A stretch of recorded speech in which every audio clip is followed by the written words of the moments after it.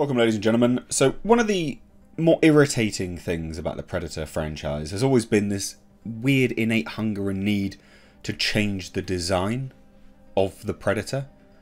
Every director seems to want to do this. Oh, we'll put my spin on it. It's like, we don't need to see your spin. Alright, bud. Now, Prey, this Predator prequel, which drops next week on Disney Plus in the UK and Hulu elsewhere, has gone the way of redesigning the Predator. The approach to redesigning the Predator is an interesting one. I still don't approve of it.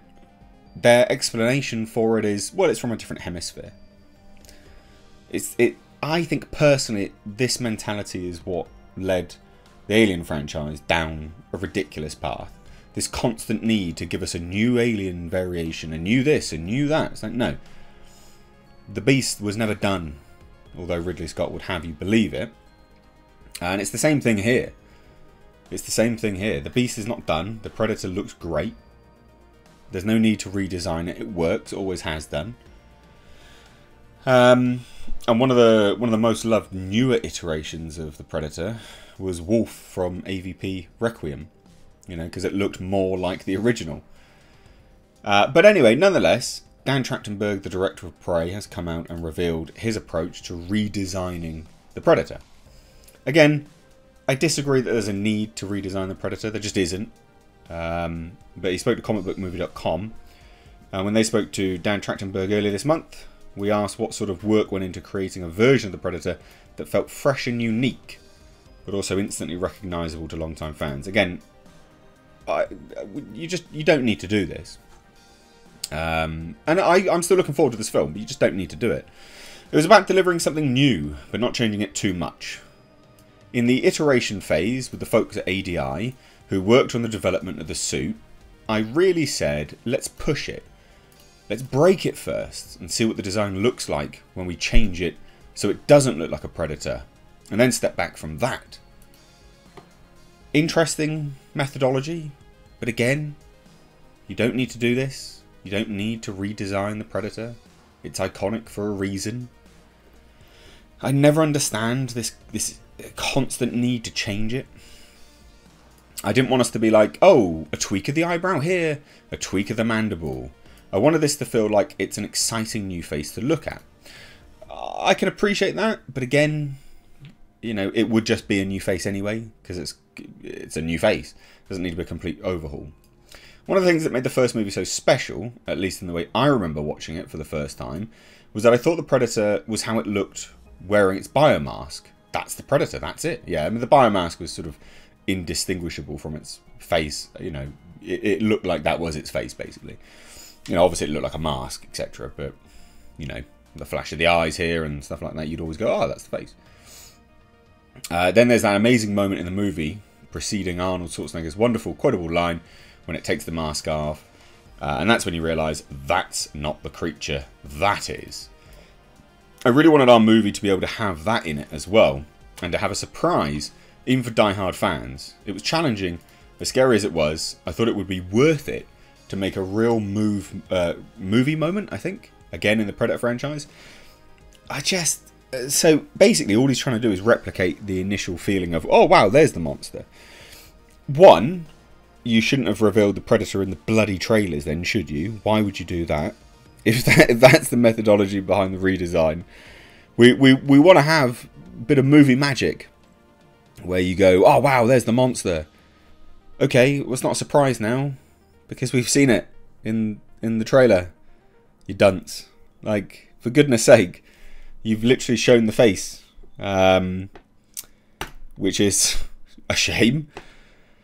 While we're not going to get into too much detail here, trust us when we say that the filmmaker has nailed what makes the Predator a terrifying and formidable threat when it's unleashed in this movie. In terms of its specific appearance, the iconic sci-fi creation also looks great and fits in perfectly with this movie's aesthetic. I've heard that the Predator design is very good.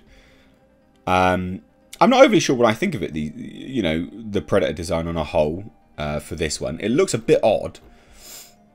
It does look a bit odd. I've done a few videos on it now. It's a strange look. The head crest is bulbous. It almost looks reminiscent to the Pred Alien from Aliens vs Predator Requiem. So a little bit strange, to be honest. But it's this, you know, I understand why he's done it. I mean, he's explained why, so I can't not understand. I understand why he's gone the redesign route, but I do feel like this is what led to, you know, these great, or once great, sci-fi series, movie monsters becoming a bit of a joke. Because it's almost Monster of the Week. What variation will we get now? And it was the same with the Alien.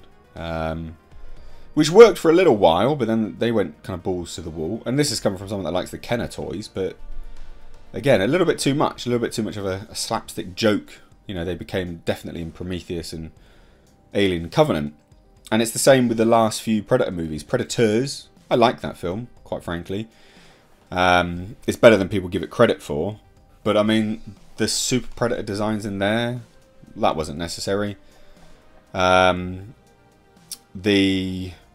Predator, you know, Super Predator mutant thing, that wasn't necessary. Yeah, let's give us a fully CGI Predator, yay! Yeah, not necessary at all. And then this sort of, they call it the Feral Predator. I'll give it this much. As Predator designs go, I prefer this one over any of what has come recently. In terms of how it looks with this skull biomask thing. I think this does look formidable. It'll be interesting to see how this goes. But this constant need to redesign is a bit of a shame.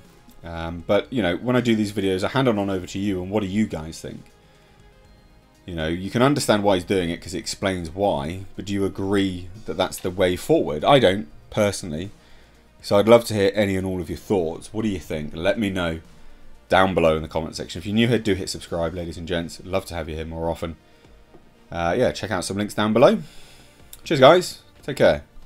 Also, ladies and gentlemen, consider checking out my Teespring store. Supporting the channel via this way does go a long way. But also, not only that, you do get to wear some awesome merch. These are one-of-a-kind designs designed for me by my graphic designer. We, of course, have our Clown World line, which is in mugs, hoodies, t-shirts. We've got Space Jeebus.